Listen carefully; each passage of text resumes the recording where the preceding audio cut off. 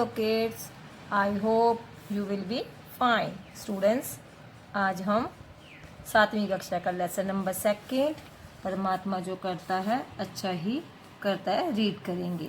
इससे पहले आप लेसन नंबर 1 जो पोइम है वो एक्सप्लेन हम जो कर चुके हैं। आई होप आपने वो वीडियो ध्यान से देखी होगी।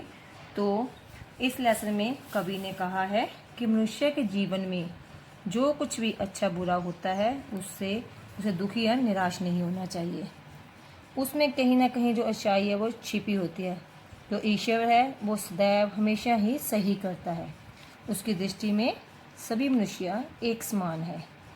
उसका प्रत्येक किया हुआ कार्य, हर एक कार्य उद्देश्यपूर्ण होता है। संसार में कोई भी जो वस्तु है बेमतलब नहीं होती, इसलिए परमात्मा जो करता है अच्छा ही करता है। लेसन नंबर 2 परमात्मा जो करता है अच्छा ही करता है। Lesson number page number 5। किसी समय किसी देश में शूरसेन नामक का राजा हुआ करता था। वह अपनी औलाद संतान के समान प्रजा का पालन करता था। सुमित नामक उसके मंत्री का परमात्मा पर अटूट गहरा विश्वास था।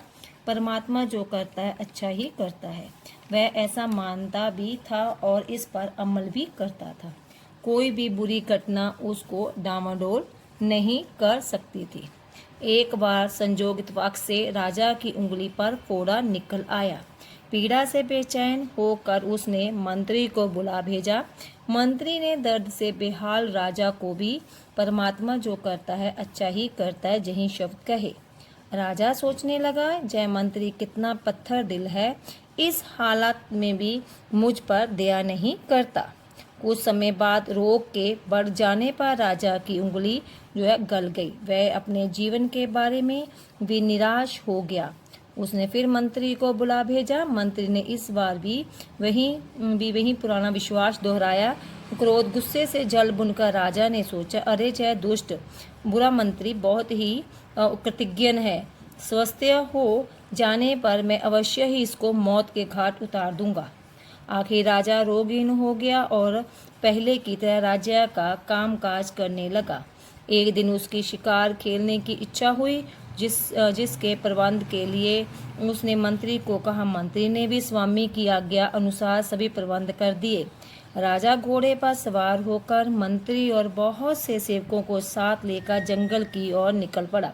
जब वह घने जंगल में पहुंच गया तो उसने सेवकों को वहीं ठहर जाने का आदेश दिया और मंत्री को साथ लेकर भयानक जंगल के बीचों बीच चल पड़ा। घूमते घूमते जब वे एक कुएं के पास से गुजरे, राजा अपने मन में विचार करने लगा, इसी से अच्छा मौका कहाँ मिलेगा। प्यास का बहाना बनाकर इसे कुएं से जल लाने की आज्ञा देता और यूं ही वह जल निकालने के लिए नीचे की ओर झुकेगा, मैं इसे कुएं में गिरा दूंगा। राजा ने जैसा सोचा था वैसा ही कर दिखाया। मंत्री ने गिरते गिरते भी वही पुराने शब्द दोहराए, परमात्मा जो करता है अच्छा ही करता है। इतने में सूर्य देवता अपनी किरणें समेटकर अस्त हो गए। राजा को जंगल से बाहर निकलने का मार्ग नहीं सूझ रहा था। जंगली जानवर चारों ओर घूमने शुरू हो गए थे। आखिर थका हारा राजा डर का मारा एक वृक्ष पर चढ़कर जा छिपा। उसने घोड़े को पहले ही वृक्ष के नीचे बांध दिया था। अब रात काफी घनी हो चुकी थी। इतने में किसी दूसरे राजा के सैनिकों का एक बहुत बड़ा दल उस भयानक डरावने जंगल में घुस आया। घोड़े को वृक्ष के साथ बंधा देकर उनको विश्वास हो गया कि इसका सवार भी अवश्य ही आसपास छिपा बैठा होगा। वे लोग मन ही मन प्रसन्न हो रहे थे कि यदि कोई मनुष्य उसके हाथ लग जाएगा तो वे उसे प्रत्येक राजा के पास ले जाएंगे। राजा चामुंडा देवी को उसकी बलि चढ़ाकर अपना संकल्प पूरा कर लेगा और उनके कर्तव्य का पालन भी हो जाएगा। पल भर में उनमें से एक सैनिक कूदकर वृक्ष पर चढ़ा और राजा को बांधकर नीचे उतार लाया। राजा को घोड़े पर बिठाकर वे सभी लोग विजय के गीत गाते हुए अपने देश की ओर चल पड़े। हाथ लगे शिकार को अपने स्वामी की सेवा में हाजिर कर दिया। अब बलि देने की तैयारियां शुरू हो गईं। अभी जल्लाद ने तलवार उठाई ही थी कि राजा की नजर बलि जीव के कटे हुए अंग पर जा टिकी।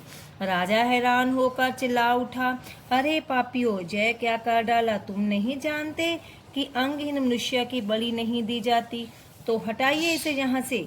फिर क्या था? राजा शूरसेन अपने प्राणों की खैर मनाता हुआ वहां से तत्काल निकल भागा। राजधानी लौटते हुए मार्ग में राजा के विचारों ने पलटा खाया। सोचने लगा कि मंत्री के इस विश्वास को कि परमात्मा जो करता अच्छा ही करता है, मैंने भली भांति परख लिया है। अंगहीन होने के कारण ही मेरी जान बची है। अब मैं शीघ्र ही अपने नेक दिल मंत्री के पास जाता हूँ। नाहक उनकी हत्या करके मैंने घोर अपराध किया है। क्या वह अब भी जीवित है? चलकर देखता हूँ। कुएं के पास पहुंचकर वह जोर से पुकारने लगा, हे धर्मात्मा बंधु, धार्मिक विचारों वाले भाई, क्या तुम अब भी जिंदा हो?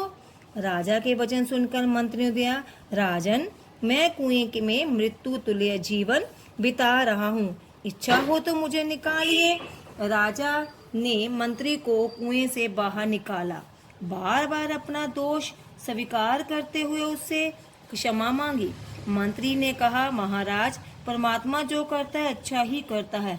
मेरा कुएं में गिरना भी एक शुभ लक्षण था। अंगहीन होने के कारण आप तो बच जाते, परंतु मुझ भले अच्छे मनुष्य का मौत से छुटकारा पाना संभव न होता। इसलिए मानना पड़ेगा कि यह सब कुछ परमात्मा ने भलाई के लिए ही किया है। अंत में प्रसन्नता पूर्वक दोनों राजधानी लौट आए। Thank you.